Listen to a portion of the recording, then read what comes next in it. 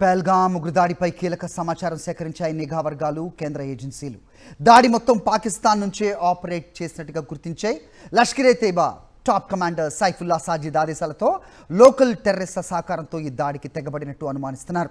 త్రాల్కు చెందిన ఆసిఫ్ షేక్, బిజ్ బెహ్రాకు చెందిన ఆదిల్తో పాటు మరో ఇద్దరు లోకల్ టెర్రరిస్టులు, ఇద్దరు పాక్ ముష్కరులు కలిసి ఈ మారణ హోమం సృష్టించినట్టు సమాచారం. ఉద్దేశపూర్వకంగానే ప్రభుత్వ అధికారులను టార్గెట్ చేసినట్లుగా అనుమానాలు వ్యక్తమవుతున్నాయి. ఎన్ఐఏ టీం, ఫోరెన్సిక్ అధికారులు ఉగ్రదాడి జరిగిన స్పాట్ నుంచి ఆధారాలు సేకరించాయి. అత్యాధునిక మిలిటరీ గ్రేడ్ ఆయుధాలు, 7.62 mm స్టీల్ కోర్ బుల్లెట్లు వాడినట్టుగా గుర్తించాయి. అంతేకాదు మొత్తం ఘాతుకాన్ని ఉగ్రవాదులు బాడీ క్యామ్ ద్వారా రికార్డ్ చేసినట్టు తెలుస్తోంది.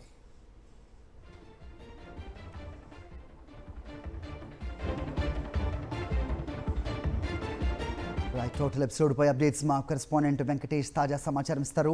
వెంకటేష్, చెప్పండి. సాయంత్రం 6 గంటలకు మరో భేటీ అని తెలుస్తోంది.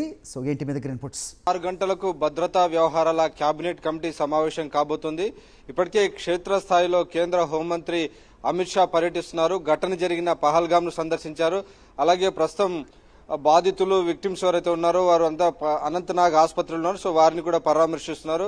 అలాగే ఇటు భద్రతా బలగాలతో సమీక్షా సమావేశాన్ని కూడా నిర్వహించారు. సో మొత్తం ఓవరాల్ గా ఇన్పుట్స్ తీసుకుని ఈ రోజు సాయంత్రం 6 గంటల కల్లా ఆయన ఢిల్లీకి రాబోతున్నారు. ఢిల్లీలో భద్రతా వ్యవహారాల కేబినెట్ కమిటీ సమావేశానికి హాజరై మొత్తం పరిస్థితి అంతా కూడా ప్రధానమంత్రి నరేంద్ర మోడీకి, మిగిలినటువంటి కేబినెట్ సహచరులకు వివరిస్తారు. ఆ తర్వాత దీనికి ఈ ఉగ్ర దాడి ఘటనకు సరైనటువంటి ఈక్వల్ రెస్పాన్స్ ఇచ్చే దిశగా ఖచ్చితంగా ఒక వ్యూహరచన చేయబోతున్నారు. సో ఆ రెస్పాన్స్ ఎలా ఉండబోతుంది అన్నది మనం వేచి చూడాల్సి ఉంది. నిజానికి ఈ ఘటనపైన దేశవ్యాప్తంగా తీవ్రమైనటువంటి నిరసన వ్యక్తమవుతుంది. ఉగ్రవాదుల దుశ్చర్యలను ఖండిస్తూ దేశవ్యాప్తంగా అన్ని నగరాల్లో కూడా పౌరులందరూ కూడా స్వచ్ఛందంగా పెద్ద ఎత్తున నిరసన వ్యక్తం చేస్తున్నారు, ధర్నాలు చేస్తున్నారు. కాశ్మీర్లో సైతం ముస్లిం సంఘాలు, అలాగే జమ్మూ కాశ్మీర్ ముఖ్యమంత్రిగా పనిచేసిన మెహబూబా ముఫ్తీ కూడా ఈరోజు ధర్నా నిర్వహించారు.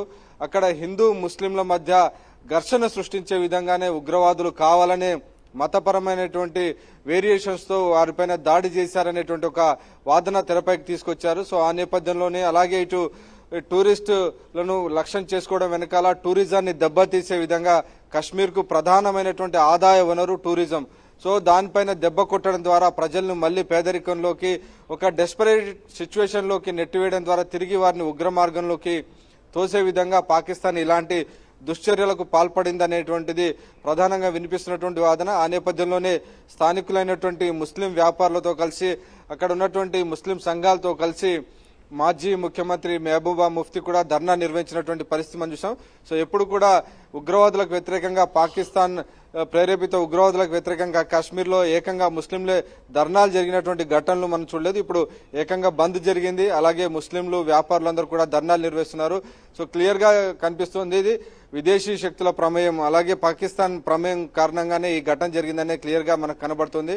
కాశ్మీర్ ను మరోసారి డీస్టెబిలైజ్ చేసే దిశగానే, ఆర్థిక వనరులపైన, టూరిజం పైన దెబ్బ కొడితే డెఫినెట్ గా మళ్లీ డీస్టెబిలైజ్ అవుతుంది. పాకిస్తాన్ లో అశాంతి సృష్టించాలనే దిశగానే పాకిస్తాన్ ఈ టెర్రర్ ప్లాన్ చేసి నిస్సహాయులైనటువంటి 26 మంది టూరిస్టుల పైన, అందులో 2-3 ప్రభుత్వ అధికారులు ఉన్నారు, అలాగే 2 విదేశీయులు ఉన్నారు. సో వీరందరినీ టార్గెట్ చేయడం ద్వారా తిరిగి ప్రపంచం దృష్టిని ఆకర్షించి కశ్మీర్ ఒక వివాదాస్పద అంశం, ఇంకా సెటిల్డ్ కాలేదు అనేటువంటి విషయాన్ని తేల్చి చెప్పేందుకు పాకిస్తాన్ ఈ రకమైనటువంటి దాడికి పూనుకుందనేటువంటి ఒక వాదన జరుగుతుంది. సో ఈ నేపథ్యంలోనే ఈ అంశానికి సంబంధించి ఇప్పటికే investigation agencies, national investigation agency సంఘటన స్థలంలో ఇప్పటికే దర్యాప్తు ప్రారంభించింది.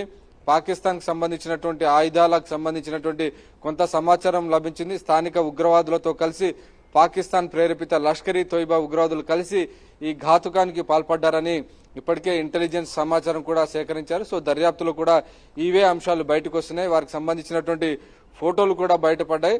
సో వారిని గాలించేందుకు ఇప్పటికే కూంబింగ్ ఆపరేషన్ జరుగుతున్నాయి. అదనపు భద్రతా బలగాలు బైసరన్ అనేటువంటి ప్రాంతంలో, అలాగే పహల్గాం చుట్టుముట్టు వారందరూ కూడా పెద్ద ఎత్తున జల్లెడ పడుతున్నటువంటి పరిస్థితి మనం చూస్తున్నాం. సో వారిని వదిలిపెట్టబోమని ఇప్పటికే ప్రధానమంత్రి నరేంద్ర మోడీ, కేంద్ర హోంమంత్రి అమిత్ షా ప్రకటించినటువంటి నేపథ్యంలో ఖచ్చితంగా ఈ ఫోర్సెస్ కు సహకారం అందిస్తున్నటువంటి పాకిస్తాన్ లో ఉండి సహకారం అందిస్తున్నటువంటి లష్కర్-ఈ-తోయిబా కూడా బుద్ధి చెప్పే దిశగా ఖచ్చితంగా ఒక వ్యూహ రచన జరగబోతోంది. ఆ మేరకు రాజ్నాథ్ సింగ్ కూడా త్రివిధ దళాధిపతులు బ్రీఫ్ చేశారు. తాము కేంద్ర ప్రభుత్వం ఇచ్చేటువంటి ఆదేశాలన్నీ కూడా అమలు చేసేందుకు త్రివిధ దళాలన్నీ కూడా స్టాండ్ బైలో ఉన్నటువంటి విషయం చెప్పారు. సో మొత్తానికి ప్రధానమంత్రి నరేంద్ర మోడీ అధ్యక్షతన ఈ సాయంత్రం జరిగేటువంటి మీటింగ్ లో ఒక బిగ్ డెసిషన్ ఉండేటువంటి అవకాశం ఉంది. సో ఆ డెసిషన్ ఎలా ఉండబోతుంది, సమయం సందర్భాన్ని బట్టి ఈ పాకిస్తాన్ ఉగ్రవాదులకు తగిన బుద్ధి చెప్పే దిశగా ఖచ్చితంగా సమాధానం ఉండబోతోంది. అలాగే ఇటు ప్రపంచ దేశాధినేతలు కూడా ఈ ఉగ్రవాదులను అరికెట్టేందుకు తీసుకోవాల్సినటువంటి చర్యలకు తాము కూడా సపోర్ట్ చేస్తామని చెప్పినటువంటి నేపథ్యంలో భారత్ ఈ ఉగ్రవాద సంస్థలను ఏరివేసేందుకు ఆల్ అవుట్ ఆపరేషన్ ప్రకటించేటువంటి అవకాశం మనకు కనబడుతోంది. హరి.